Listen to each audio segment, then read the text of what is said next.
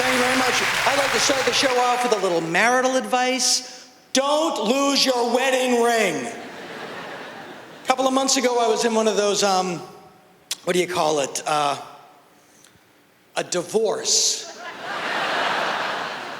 I lost my ring and my address, and they say when you get married, till death do you part. So I don't so much think of it as getting divorced as that I've somehow cheated death.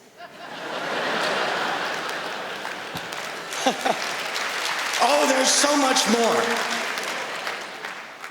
more. Related. They say when you are attacked by a bear, you're supposed to make yourself look as physically imposing as you possibly can, but speak very soothingly. The trial and error that went into figuring that out is a tale written in blood. Bear, maresy dotes and dozy dotes and little lambsy die. All right, don't sing pop songs from the 30s. Bring in that guy that collects old board games. I had to tell my parents I was getting divorced. I was not looking forward to that, because I figured even at my age they were still gonna yell at me. But fortunately, I was saved by the fact that my parents are at that point in their lives that nothing that happens to anyone can compare to how hard they have it in their paid-for house on a tree-lined street in a quiet suburb. ISIS. You should have been here when your father worked for the phone company. I did. I sat down with him. I said, Mom, Dad, I know this is not what you want to hear, and it's not what you're expecting to hear, but I think we're going to get divorced. Well, the bad news is really going around. Your sister's Cocker Spaniel had a miscarriage in the minivan.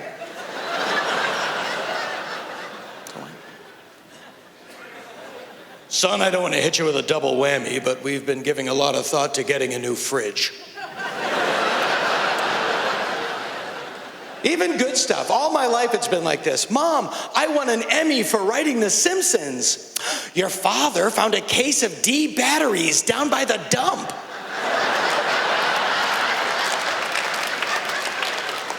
And they're mostly good.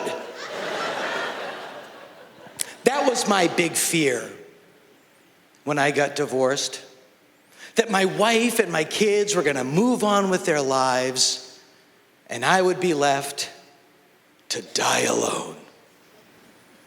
That is the male fear in a situation like that. And the more I thought about that fear and really analyzed where it came from, it occurred to me that for the longest time, one of my biggest goals in life was to die in front of my children.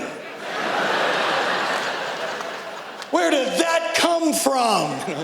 Hey kids, let me tell you how we celebrated Christmas when I was a kid. We used to...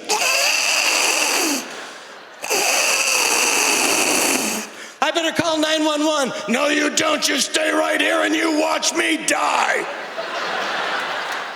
All eyes on Dad. Do you see the light leaving my eyes?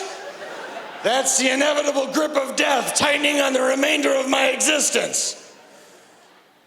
This will be you one day.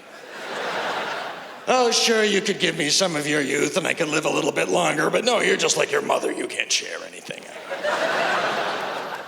My only hope is that when I do die, I have the presence of mind in those last few moments to summon whoever is with me down by the bedside so I can say, I buried $2 million.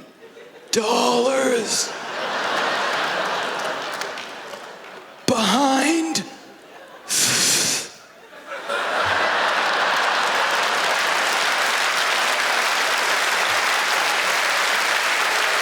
the only thing is you have to time it just right.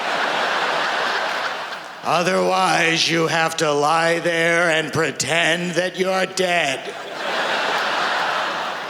Why don't you start the gross work on the internal organs and I'll prepare the embalming fluid?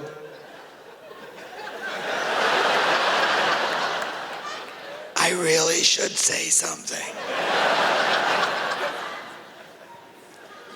But the way I see it, ladies and gentlemen, I'll leave you on this.